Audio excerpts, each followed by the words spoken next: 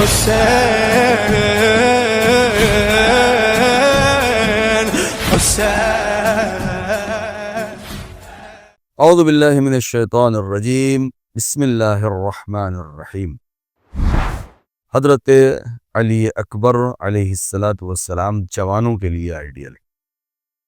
کربلا میں بہت سارے جوان موجود تھے، لیکن ان جوانوں میں جس جوان کا تذکرہ سب سے زیادہ ہوتا ہے کہ جو ہم شبیہ پیغمبر تھا، وہ ہے جناب علی ابن الحسین علی اکبر علیہ السلام، امام حسین علیہ السلام کے نور نظر، کہ جو اپنے عین عنفوان شباب میں ہیں. 18 سال کی عمر ہے، امنگیں ہیں، جذبات ہیں، احساسات ہیں، عواطف ہیں. اور امام حسین علیہ السلام نے بھی صبح عاشور سب سے پہلے اپنے اسی جوان کو آواز دی تھی، بنیا تقدم ولدی، اے میرے لال آگے بڑھو. یعنی آپ یہ دیکھیں کہ ہر انسان، جوانوں کے اندر کچھ امنگیں ہوتی ہیں، کچھ جذبات ہوتے ہیں، کچھ خواہشات ہوتی ہیں، بہت سارے آئندہ کے برنامے ہوتے ہیں، پروگرامز ہوتے ہیں کہ آئندہ زندگی میں کیا کرنا ہے اور کیا کرنا ہے اور کن چیزوں سے بچنا ہے اور کیسے ترقی کرنا ہے. ہر جوان کے اندر یہ جذبہ ہوتا ہے، ہر انسان کے ضمیر کے اندر، نفس کے اندر، اس کی فکر کے اندر بہت کچھ چلتا رہتا ہے. دیکھیں جناب علی اکبر نے اپنا سب کچھ قربان کر دیا. تو یہاں پر جوانوں کے لیے کیسے وہ نمونہ عمل بن سکتے ہیں، کیسے جوانوں کے لیے وہ آئیڈیل بن سکتے ہیں اور اسوہ بن سکتے ہیں. ہمیں صرف اس عنوان سے نہیں دیکھنا ہے کہ 18 سال کی عمر میں یہ تو مصیبت کا ایک گوشہ ہے اور ایک پہلو ہے کہ سینے پر برچھی کا پھل لگا اور امام حسین علیہ السلام دوڑے اور جا کے سینے سے برچھی کا پھل نکالا اور میت کو اٹھایا اور اٹھا نہ سکے تو بچوں کو پکارا. نہیں، ہم کو یہ دیکھنا ہے کہ ان کی سیرت کیا ہے. راستے میں جب امام حسین علیہ السلام کے اوپر غنودگی کا عالم آیا، ایک نیند کا ایک ہلکا سا غلبہ آیا اور آپ نے آنکھ کھولی اور آپ نے فرمایا انا للہ و انا الیہ راجعون. یہی بیٹا تھا جو آگے بڑھا اور آگے بڑھنے کے بعد کہا کہ بابا آپ نے یہ کلمہ استرجاع زبان پر جاری کیا ہے، اس کا کیا مطلب ہے؟ تو امام نے کوئی بات نہیں چھپائی، بلکہ اپنے اس نوجوان سے فرمایا بیٹا ابھی میری آنکھ لگی، مجھے ایسا محسوس ہوا کہ جیسے میرے جد آئے ہیں اور یا تو کوئی منادی میرے ندا دے رہا ہے کہ یہ قافلہ آگے آگے جا رہا ہے اور موت اس کے تعاقب میں ہے. تو بیٹے نے مزید کچھ نہیں کہا، صرف ایک بات پوچھی تھی، اور وہ کیا کہ السنا علی الحق، بابا کیا ہم حق پہ نہیں ہیں؟ دیکھیں عجیب جملہ ہے، یعنی استفہام انکاری ہے کہ کیا ہم حق پر نہیں ہیں؟ تو امام نے فرمایا اگر ہم حق پہ نہیں ہوں گے تو کون ہوگا؟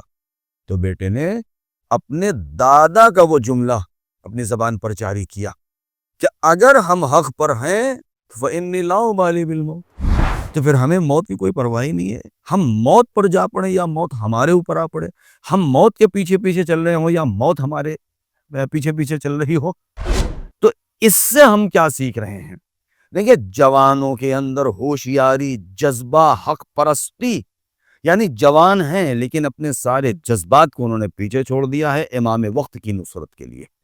کہ اگر امام وقت کے اوپر بات آ جاتی ہے اور ان کے زبان سے حکم صادر ہوتا ہے تو پھر ہمیں اور کچھ نہیں دیکھنا ہے، پھر ہمیں چونو چرا نہیں کرنا ہے، پھر ہمیں امام زمانہ اور امام وقت کی نصرت اور مدد کے لیے ہمیں آگے بڑھ جانا ہے اور اپنی جوانی کو قربان کر دینا ہے. امام حسین علیہ السلام نے جب جناب علی اکبر کو رخصت کیا تو عجیب مرثیہ، عجیب انداز ہے. اللہم اشہد ہؤلاء القوم قد برز الیہم غلام اشبہ الناس خلقا وخلقا ومنطقا برسولک.